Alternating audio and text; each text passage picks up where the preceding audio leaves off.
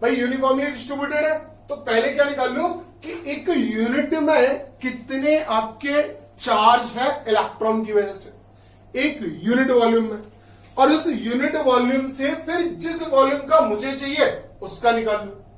यही काम तो मुझे करना है। तो भाई सबसे पहले मैं यूनिट वॉल्यूम निकाल, सबसे पहले बात कर रहे हैं हम लोग charge per unit volume due to electrons. अब देखो नेट चार्ज हमारा कितना है, नेट चार्ज है जेडी, वो भी माइनस का, डिवाइडेड बाई क्या है, वॉल्यूम। अच्छा वॉल्यूम क्या होता है, अगर आर रेडियस का, देखो चार्ज किसके पास है, चार्ज है एटम के पास, तो मुझे वॉल्यूम किसका लेना है, एटम का लेना है। तो कितना हो गया 4/3 पाई आर क्यूब। मतलब मैंने एक तरीके से ये निकाल लिया कि एक यूनिट वॉल्यूम में आपका कितना चार्ज होगा। ठीक है, अब अगर मेरे पास ये क्वांटिटी है तो अब मुझे क्या निकालना है, मुझे निकालना है कि भाई ये वाला जो मैंने स्फीयर लिया है इसके पास कितना चार्ज है। तो इसके पास जब चार्ज निकालना है तो मैं क्या करूं, मैंने एक यूनिट वॉल्यूम का निकाल लिया, मल्टीप्लाइड बाई क्या कर दूं मैं, इस आपके पर्टिकुलर जो मैंने गॉसियन सरफेस ली है उसके वॉल्यूम से मल्टीप्लाई कर दूं। तो net charge due to electron, net charge due to electrons inside enclose, inside ही लिख देते हैं, inside by the Gaussian surface.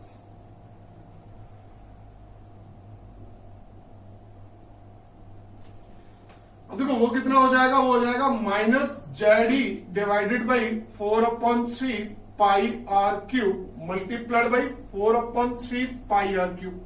देखो यहां पे हम लोगों ने किसकी ली है, अब इसकी लिए रेडियस। क्यों ले रहे हैं इसकी रेडियस को, क्योंकि आप बात समझो, मुझे किसकी वजह से निकालना है, मुझे निकालना है भाई इस वाले के पास कितना है, तो इसी के वॉल्यूम से तो मल्टीप्लाई करूंगा। भाई ये तो वो बेचने वाला था जो भी मैंने एग्जांपल लिया, और ये कौन है, वो खरीदने वाला है।